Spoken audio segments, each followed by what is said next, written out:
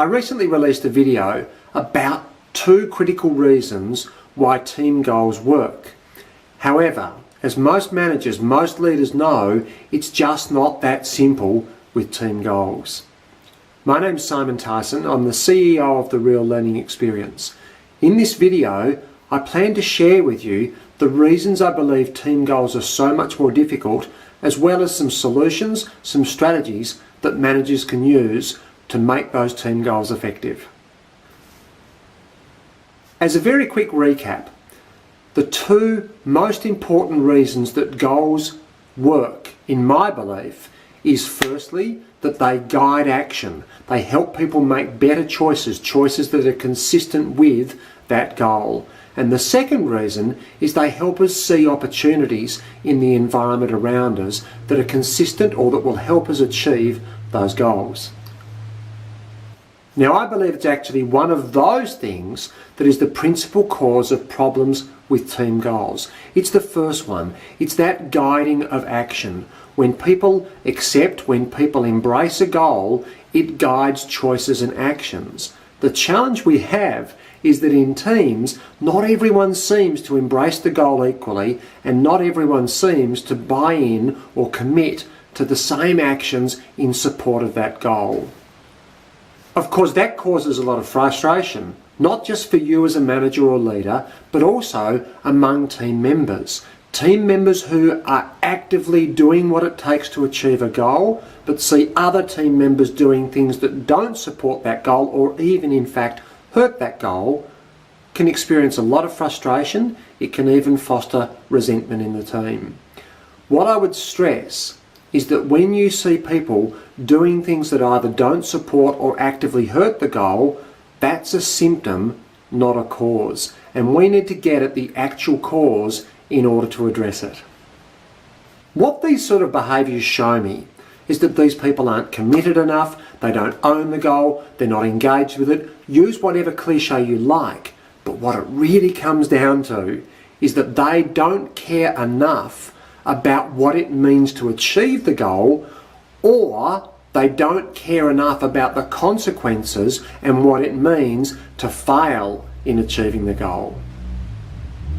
This is what I mean about addressing the cause and not the symptom. This is the level I believe you need to work on as a manager to create greater commitment to that goal. In my belief, there are 6 primary reasons you might be seeing these sorts of behaviours. The first and most obvious reason is that they felt the goal was imposed upon them.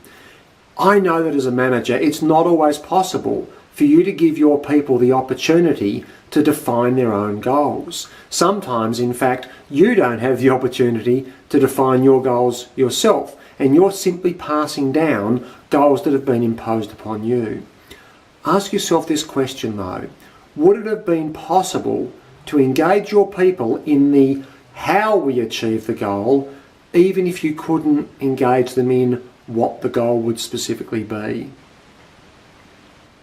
This one does have a relatively simple solution. It may not work 100%, but it's something that you can implement fairly easily. Sit your people down, talk to them about the goal, talk to them about whether there's any flexibility for the team to define that goal, and engage them in strategies for achieving it. I think you'll find by doing this that people do take on a stronger sense of ownership of the objectives. The second possible cause is that people are giving you lip service. Now, this may be a passive-aggressive behaviour on their behalf. They don't really agree with the goal, but they actually don't care enough to argue with it. Or they actually don't believe that arguing with it would make any difference, so therefore they don't bother. If you believe that people in discussions about goals are not fully engaged, not fully committed, don't assume it will go away. Don't assume that people will walk out of the room and just get on with achieving it. You need to have honest, open, clear and direct discussions about any concerns they have prior to starting out in pursuit of the goal. Once you've started, it's not too late, but part of the damage is already done. The third possible reason is that they didn't feel heard. Now, you may well have had a discussion, talked to your team about the goal, about their ideas. But if in that process they didn't feel that those ideas, their concerns, their suggestions were heard, they may well now not be as highly engaged as you would like them to be. One of the challenges here is that it's time consuming to engage people. However, it's far more time consuming to deal with the consequences of not engaging them. My suggestion is slow down in the process. Take the time to hear what people are saying. Take the time to discuss their concerns, even if that feels frustrating to you, even if you just want to get on with getting out there and taking action. A fourth possible issue here is that perhaps they're the wrong person in the wrong team. Maybe they genuinely aren't a good fit. Maybe they genuinely don't care about the goals of the team. If that's the case, you need to look at redeploying that person. You need to question whether they should remain on your team or not. A fifth cause, and one I've seen in many organisations I've worked with, is that people don't believe the goal is achievable. This is a variation on having the goal imposed on them. What they may be believing is, yep, that sounds great. It sounds really nice, and wouldn't it be fantastic if we could achieve that? But we honestly don't believe that with the resources, the time, the skills, etc. available to us, that there's any prospect of doing that.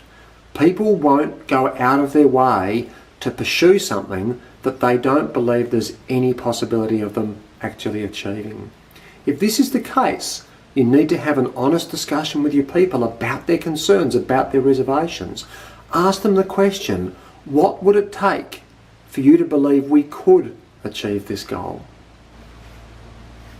The final reason is similar but different. Is it possible that your people don't believe the goal is relevant? They might believe it can be achieved, but they just may not believe it will make any meaningful difference. The outcome of achieving the goal won't be anything significant. And if that's the case, why would I go out of my way? Why would I change my behaviour? Why would I sacrifice and offer over and above the standard if doing so is not going to result in achieving a goal that makes a genuine difference? There's a bit of a pattern in all these reasons, and it really is all about the process you go through to talk with your people before you lock those goals in, or if the goals are imposed upon you and therefore need to be imposed downwards, engaging them in discussions about how the goals might be achieved and what the goals mean, why they're important, not just for the team, but in the broader context of the organisational objectives. As always, I hope this video has added some value for you. If it has, please subscribe to receive alerts every time we release a new blog, a new article, or a new free resource. Thank you again for watching.